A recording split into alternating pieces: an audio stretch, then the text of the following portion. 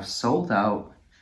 We're doing a Kanye video. One of the most popular and beloved hip-hop albums of all time turned 10 years old just a couple of days back, which is crazy to think that such a popular and beloved album is in fact only 10 years old. When you think of the classic hip-hop albums, you think the 90s, you think even some of the albums from the 80s, and of course you think of albums from the 2000s. Not quite as many from the 2000s as there are in the 90s though, but still you've got something like Mad Villainy, which is easily considered a classic at this point.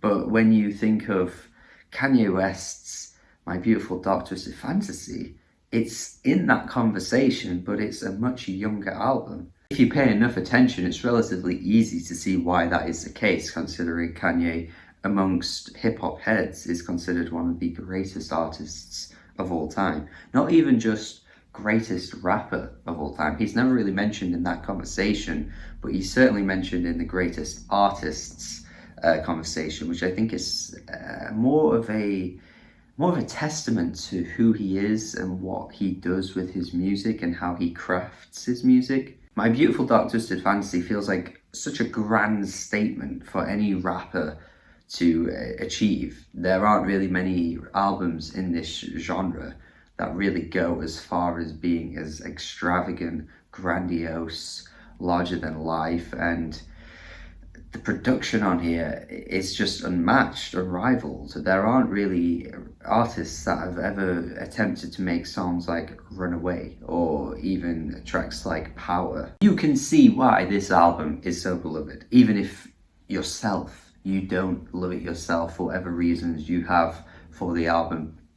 And I have my reasons too. I do think this is a very good album, but it has its shortcomings, and I think these shortcomings kind of match Kanye's general personality and his shortcomings that he's revealed to us for many years up until this point. The album kicks off in the most Kanye-like fashion with the track Dark Fantasy. It's just exactly what you'd expect from Kanye. A really well-produced track, a great beat, a hook that is extremely memorable. That hook gets stuck in my head regularly, honestly. Coming from Justin Vernon, who appears on this album many times, which I think has always been a really interesting thing about My Beautiful Dark Twisted Fantasy. Justin Vernon, up until this point, was doing these stuff with Bon Iver, and if you listen to For Emma Forever Ago, you would not think that that singer, the man behind that, would be on this album, but somehow he appears quite a few times and it's never out of place. It's actually pretty cool. Tiana Taylor is also on the hook too, and the track just reminds me of how funny Kanye can be. Some of the lines he drops are hilarious. So much head I woke up to Sleepy Hollow and look like a fat booty Celine Dion. That line is one of his funniest lines ever, because I just don't know where or how he came up with look like a fat booty Celine Dion. Some of the best tracks Kanye has ever made appear on this album, without a doubt. Power. My God, the drums on this album sound absolutely stellar. I just think this beat is just sensational, and Kanye coming on this track with the way he does, with again his witty lines, his kind of bizarre sense of humor shines through once again. More specifically, They Can Kiss My Asshole has always been a line that you just have to say every time you hear it. The King Crimson sample, by the way, don't know where or how they came up with this, but to get this sample in a hip-hop song and make it work, I just can't help but commend you for being able to do that. That's such an impressive thing. Even the All of the Lights interlude, I think, is beautiful as hell. The piano on that part sounds fantastic, and it kind of makes me feel as though like an orchestral version of a Kanye album, like some of his instrumentals being turned into just like orchestral pieces of music, would be something I'd be massively into. I think some of the extravagant production that appears on this album here, like tracks like Devil in a New Dress, being turned into that would be amazing. Once the track itself kicks in though, it's fantastic. I think Rihanna kills it here. She's just in her prime in this track. Like 2010, she was giving us tracks like this with songs like Only Girl in the World, just this really like upbeat pop banger, and she is just in her lane with that shit, so of course she fits here perfectly. I love it when Elton John appears randomly later on too. I think that's great, the fact that Elton John got involved in this. The drumming, the beat is just so all over the place, but it's propulsive and energetic in all the right ways. That "slap my girl" line from Kanye isn't great though. I always kind of wonder why he threw that in there, just a bit. We didn't need that. But the way he's just like listing lights and it somehow works, just shows that, you know, not everything has to be super lyrical, because this track works for what it is, even though lyrically it isn't really that great. Speaking of that though, in terms of like the tracks like So Appalled, not really that big on this. It's a posse cut, it's pretty damn long. I don't think the track is justified with that length. And it's funny because Kanye's done these type of tracks before in the past. Just go back to We Major, or even the track Gone is pretty long, I guess, for what it is, with the features and stuff. But those features just add a lot to the track. But So Appalled? Don't know if they do. Apart from Pusha T, I'm not really that bothered about any of the verses, and with it going on for as long as it does, I'm just not really that big on it. And it's not the first time that that happens on this album too, with the length either. Blame Game just doesn't compel me.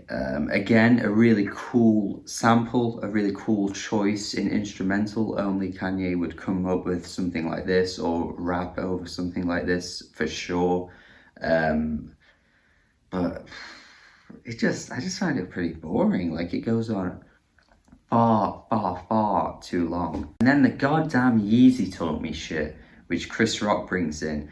You know, I don't think Chris Rock is the funniest guy ever or anything like that, but he's a pretty relatively funny guy. But you wouldn't think it listening to this crap. What on earth is this skit? This is definitely one of the worst skits out there. The only skits worse than this are probably like the sex skits that you find in like old hip hop albums that no one ever seems to moan about. But like, I just don't understand why, you know, Biggie Smalls got away with shit like that. It's just not appealing at all to have sex skits on your album. But yeah, only those are worse than listening to this shit for as long as it goes on. Which is a shame, because I've always felt these moments drag down the album. I like the album a lot. I think, again, it has some of the best moments Kanye has ever given us in his career, bar none. But it is dragged down by these weaker moments. I just don't ever want to listen to Blame Game, really. And that's like, you know, skipping an entire track on an album that's considered a classic at this point. It's just hard for me to have it in that same ballpark as everyone else seems to. Never been big on Gorgeous either. I think it completely halts the progression of the album. I think Dark Fantasy starts off in such a huge way. Then you get Gorgeous with Kanye's really muffly vocals. It's like listening to him do Through the Wire, except he hasn't, like, you know, got an injured mouth. Instead, he's just choosing to sound like this, and I just don't really know why the vocals sound so muffly and crap. They just sound crap. The production on this track is just not good. The lack of drums? Where are the drums, bro? You don't make a song like this and not have a beat. It's just so weird that there's no major, like, beat carrying the track. I've never got, why is there no drums? I've said before on this channel, I've never been the biggest fan of Kid Cudi, apart from like the odd song every now and then. But I'm not really that big on his hook. I feel like someone else should have sung this. They would have brought a bit more life to the track, whereas he has this like voice that drags on. Like the chorus drags on longer than it sounds like it should because of his voice. It's a huge shame, because like there's elements to his track that could be one of the best songs Kanye's ever made. Because I think if you just had a stronger chorus, a stronger beat, where the fucking drums? Where the drums, bro?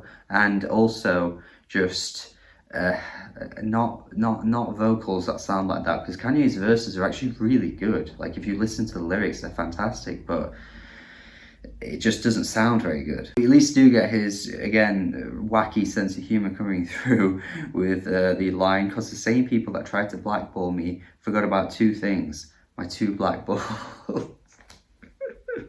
I also find it funny how there's such a night and day difference between this song and Power. Like, this is how you do a fantastic beat, and then the track before that, the song right before that, is how you don't do that. I have always found that really funny, like the juxtaposition of those two songs.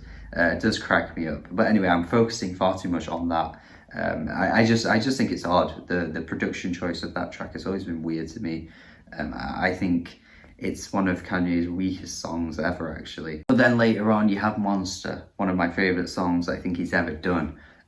Great beat here. The verses are fun as hell. Everyone just brings something really fun and unique to the table. Even with Jay-Z just listing off monsters for the first part of his verse is entertaining for what it is. It's silly, but it works. And Kanye's ridiculous, over-the-top lines, the esophagus line, is really hilarious. Nicki's verse has become such a legendary verse at this point that it's pretty hard to ignore, and when she comes through, she just sounds great. Every line has a quotable. Everything she says is quotable. You can rap the entire thing because you've heard it that many times.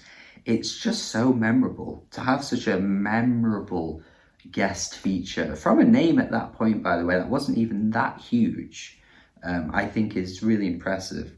And it's pretty easy to see why people think this is like a fantastic verse, because I just think it is as well. And weird to think that she didn't really live up to this for the rest of her career, which I think is interesting because, like, you know, we're 10 years down the line now, and this verse is still really one of the best things she's ever done. Devil in a New Dress was always a track I was never big on, but I actually really like Rick Ross's verse. I think he's just doing his usual thing, as he always does on all of his verses, but I think he sounds great here over this type of production. This is the most like elegant and just luxurious sounding track on the whole thing. Like it reeks of just extravagance. It's crazy how over the top this instrumental is, but it works. Maybe a tad too long, but it's not like it reaches, you know, levels of Blame Game or So Appalled for me. You could cut it off by maybe a minute, but it's not really like it's a desperate thing you need to do for this track. Then you've got Runaway as well, which is a fantastic track. Still amazing to me. Was on my top 50 songs of the decade video, which you may remember. Still stand by that. I think this track is just absolutely stellar. The piano keys sound really, really fantastic here. Kanye's rapping is very revealing and very personal too. I think some people always talk about this album as if it's incredibly personal and incredibly, you know, lyrically revealing, but I don't think it is, really. I don't think it is. I don't think lyrically this album shines at all. I don't think all of the lights gives us any insight to who Kanye is, and yet everyone always talks about this album as if it does. I don't think Monster does that either. Does Power? Not really. Does Dark Fantasy? A little bit, I guess, but it's not really that packed with lyrical detail about who Kanye is. I mean, sure, Hell of a Life gives us the side to Kanye that's, you know, living that dangerous life, that kind of like life on the edge with the talk about drugs and alcohol and stuff like that. But I think Runaway does something that Kanye really has never done before, with how just open he is with the fact that he just can't really seem to keep a relationship maintained. It's one of the most interesting moments in his career, I think, the way he's talking about this. And of course he is married now, but I feel as though Kanye is still the same person that he was back then, and he probably still has these insecurities and still struggles you know, in his own marriage as well. I just could imagine it. I think the verse coming right after the Pusha T verse is some of his best writing ever. Just that idea that he could just fail so much that one day they just get up and leave because of the type of person he is, and how he thinks that they'll just blame everything on him. But he sort of knows that because of the fact that he's not much of a romantic and not really intimate, it's kind of going to be his fault, which I think is a really interesting perspective and written in such a fantastic way. Like the rhyme scheme there is great. He's just selling it with so much passion and emotion. I think it's such a great moment for the song, and one of Kanye's best songs ever, really. Yeah, I love this. Lost in the World has the blistering drums, the triumphant as hell. I'm lost in the world. Production honestly sounds like an absolute mess. I don't know how it sounds as messy as it does, but I don't care. It sounds so damn good. It's such a great track. It's not as like meticulously crafted as it usually would be from Kanye, but I think it works. It's incredibly euphoric and blissful to end out the album. It's a great track. You've got Justin Vernon here again, and I think it ends out the album incredibly well. It's the best way to kick out this album, not kick off this album, kick out this album. But yeah, overall, I think this is a very good album. It's very good, but I just never have quite managed to value it in a way that I could say this is a great album, because there are just too many weak spots. Like, it's shaky in terms of like the quality from one song to another song. Even Hell of a Life, which I like, I'm not blown away by.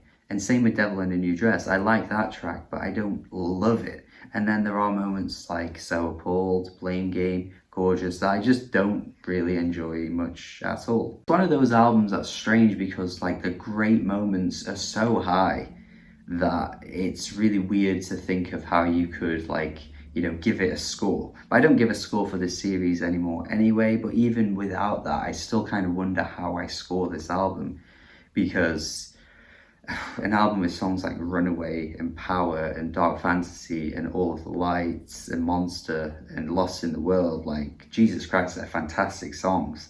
They're so damn good, but it's not like every song lives up to that. I think 10 years later, here I am saying that I don't quite regard it in the same way many people do. You probably already noticed anyway if you did keep up with my Decade series. I didn't ever mention Kanye at all throughout that series apart from the songs video.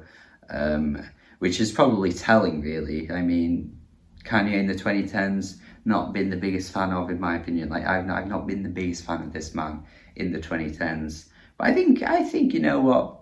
My Beautiful Dark Twisted Fantasy was probably the best thing he gave us in the 2010s, without a doubt. So it's an interesting one to talk about. This video has gone on far too long. I hope you haven't got bored, and I hope you have actually enjoyed what I've been saying, because I didn't mean for it to go on as long as it did, but there is a lot to say. There's a lot to say about this album, and hopefully you enjoyed it. Hopefully in the comments you can let me know your thoughts, what you think of this album here. I'm sure you will be gushing all over it because everyone else does. So let me know in the comments. Thank you for watching. Hopefully you subscribe if you haven't already. Do have a good day and goodbye.